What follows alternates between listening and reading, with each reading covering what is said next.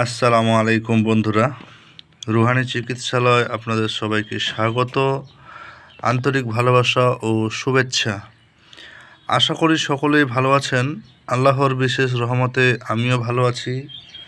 তো আজকে আপনাদের মাঝে খুবই গুরুত্বপূর্ণ এবং আহ, খুবই আর কি ফলদায়ক একটা কোরআনি আমল, যা মূলত আল্লাহর নেতিবাচক নাম আসমাউল হুসনা যে বলা হয়, সেই জায়গা থেকে সংগ্রহীত এক বিশেষ দোয়া, যা আপনাদের জীবনের মানে অস্বাভাবিক পরিবর্তন নিয়ে আসবে, যা আপনি মানে অনুভব করতে পারবেন। এবং এটা যে কোনো ব্যক্তি করতে পারবে, শুধু নিয়ম মানে কাজ করলেই কাজ হবে ইনশাআল্লাহ। এটার ফলে আপনার জীবনের দৈনন্দিন জীবনের যাবতীয় যেমন সমস্যার মধ্যে আপনার যে কোনো ধরনের মানে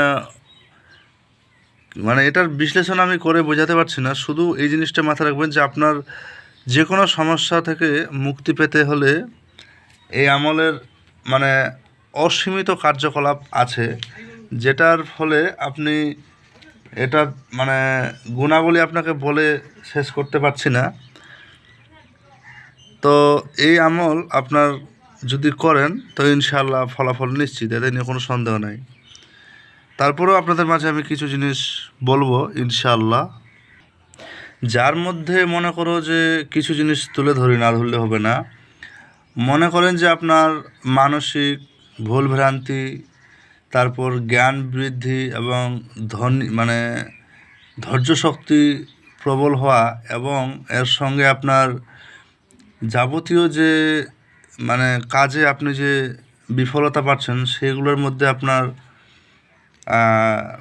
কি বলবো, সফল হওয়ার অন্যতম একটা দিক। এমনকি আপনার যে যাবতীয় কারণে যে আপনি দুশ্চিন্তা বা আপনি দুঃখের মধ্যে পতিত হয়েছেন, সেই দুঃখ থেকে আপনি উদ্ধার হতে পারবেন ইনশাআল্লাহ। তো ভিডিওর টাইটেল দেখে আপনি আশা করি বুঝে গেছেন যে আপনাদের আমি কি দোয়া বা এসএম বা আমল দিতে এসেছি, যেটার ফলে আপনি এই শক্তি লাভ করবেন। মূলত এই কোরআনি দোয়া আপনারা যে কেউ করতে পারবেন। তো মূল অংশে আমি পৌঁছানোর আগে আপনাদের মাঝে একটা কথা বলে দিই, যদি চ্যানেলটাতে নতুন হন অবশ্যই সাবস্ক্রাইব করবেন, আর আগে থেকে যদি সাবস্ক্রাইব করে থাকেন আপনাকে জানাই অসংখ্য ধন্যবাদ। তো চলুন আজকে আপনাদের মাঝে আমি দোয়াটা শেয়ার করি। এই যে দেখুন, এখানে আমি উল্লেখ করে রেখেছি। দোয়াটা হচ্ছে খুবই সহজ নিয়ম, কিন্তু আপনাদের বলছি, আপনারা এই জিনিসটা দেখে আবার ঘাবড়ে যাবেন না। ইয়া আলিমুল গায়েবে ওয়াস-শাহাদাতি, ইয়া আলিমুল গায়েব ওয়াস-শাহাদাতি। আপনারা ধৈর্যের সহিত এই দোয়াটা এই দোয়াটা আপনারা একবার বিশেষ করে পড়ে নিন। ইয়া আলিমুল গায়েবি ওয়াস শাহাদাতি। তো এই ইয়া আলিমুল গায়েব ইয়া শাহাদাতি, এটার মানেটা আপনারা বুঝতে পারছেন। অবশ্যই এটা গায়েবী মাধ্যমে আপনার যাবতীয় সমস্যার সমাধান হবে ইনশাআল্লাহ। এটা কোনো বিন্দু পরিমাণ ত্রুটি বলে কিছু আছে আমার মনে হয় না। আর আমি আপনাদেরকে যেটা দিচ্ছি পরিপূর্ণ আস্থা স্বরূপ। এই কাজের জন্য আমার কাছে যে এজাজত নিতে হবে এমন বাধ্যতামূলক নাই, আপনি নিজ দায়িত্বে করবেন, আপনার গুরুর কাছে এজাজত নিয়ে করবেন। কথা বুঝতে পারলেন? অনেক ব্যক্তির কমেন্ট আসে যে কোরআনি আমল করতে আবার এজাজত কেন লাগবে। অবশ্যই দোয়া দরুদ বা আল্লাহর কাছে পানাহা চেয়ে আমরা অনেক কিছু করতে পারি, যার জন্য কোনো এজাজত লাগে না। কিন্তু যখন গুরু শিক্ষার গুরু আমল নেই, সেটা কিন্তু আধ্যাত্মিক লাইনের ক্ষেত্রে আপনার এই শক্তির জন্য মনে করেন যে আপনার একটা রেফারেন্স লাগবে। বুঝতে পারলেন?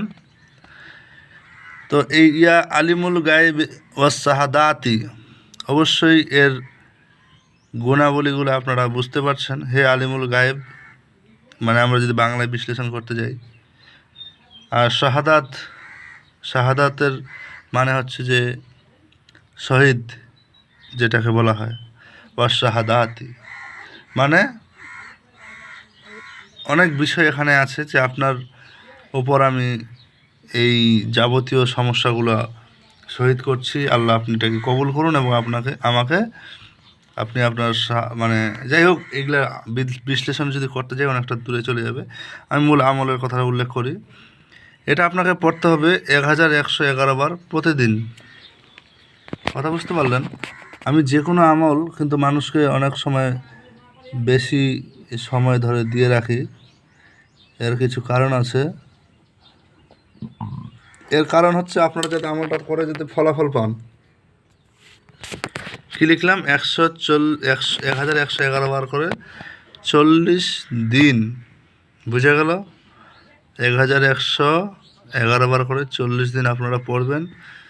এটা পড়লেই আপনাদের কাজ হবে। তার আগে একটা জিনিস আরও মাথায় রাখবেন, পড়ার নিয়ম কিছু আছে, যেটা না জানলে কাজ হবে না। তো চলুন নিয়মটা আপনাদের মাঝে একটু বলে দিই। আচ্ছা,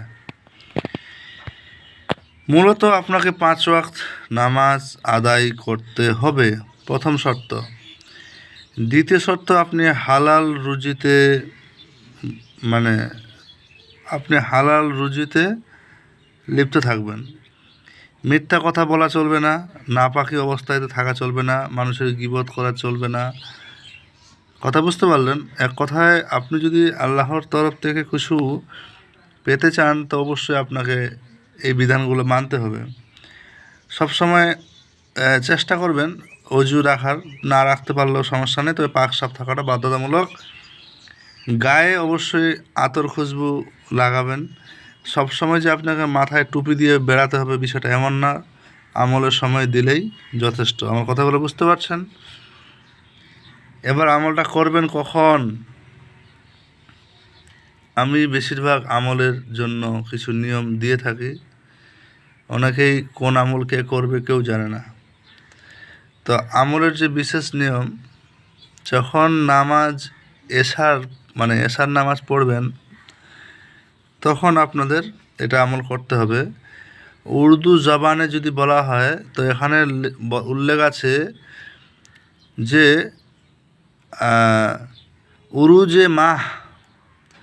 उरूज माह में किसी भी दिन आप ये अमल शुरू कर सकते हैं सिवाय हफ्ता छोड़ के।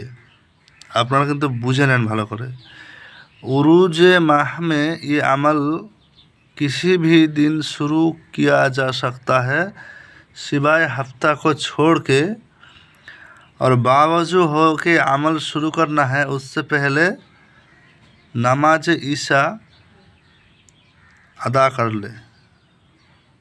মানে এশার নামাজের ফরজ নামাজ আদায় করে সালাম ফিরানোর পর वही बैठ कर आप लोग ये अमल करें।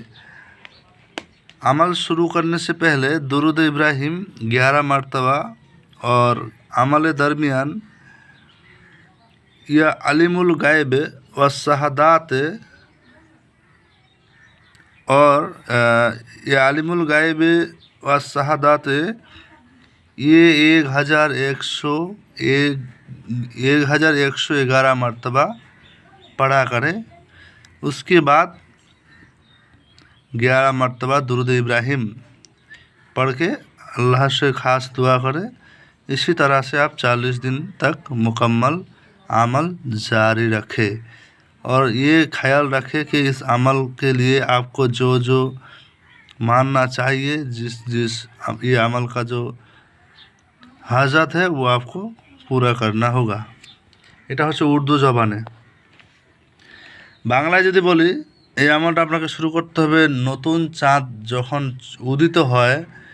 এই চাঁদ উদিত 1 থেকে 14 দিনের মধ্যে আপনি যে কোনো দিন আমল শুরু করতে পারবেন, শুধুমাত্র রবিবারের দিনটা বাদ দিয়ে। কথা ক্লিয়ার? এবার নামাজ এশার যখন পড়া হয়ে গেল, ওই নামাজ এশার ফরজ নামাজটা আদায় করার পর সালাম ফিরানো অবস্থায়, ফিরানোর পরে এই যে সালাম ফিরিয়ে দেওয়ার পর আপনি দোয়া যা করলেন, তারপর আপনি এটা আমল শুরু করবেন। শুরু করার আগে 11 বার দরুদে ইব্রাহিম, এবার এই আমলটা 1111 বার পড়ে আপনি আবার 11 বার দরুদ শরীফ পড়ে আল্লাহর কাছে খাস দোয়া চাইবেন আপনার যাবতীয় সমস্যা থেকে মুক্তির জন্য। 100% 40 দিন পূরণ হওয়া মাত্রই বা তার আগে থেকেও দেখবেন যে আপনার সমস্যাগুলো কাটা শুরু করে গেছে। এইভাবে আপনি 40 দিন আমল জারি রাখবেন, ইনশাআল্লাহ ফলাফল নিশ্চিত। আমলের শুরু করার আগে কিছু সৎকা দিয়ে শুরু করবেন এবং আমল শেষ করার পর কিছু সৎকা দিয়ে দিবেন। গরিব মিসকিন না পারলে আপনি কোনো এক মাদ্রাসায় কিছু দান করবেন, মসজিদে দান করবেন, এমন কিছু করবেন, তাইলে আপনার এই সব মানে লাভ হয়ে যাবে। তো ভালো থাকবেন, দোয়া রইল আপনাদের সবার জন্য, আমার জন্য সবাই দোয়া করবেন। আল্লাহ হাফিজ, দেখা হচ্ছে আগামী ভিডিওতে। ও হ্যাঁ, আর একটা জিনিস বলে গেছি, এই যে আমার মোবাইল নাম্বার, এটা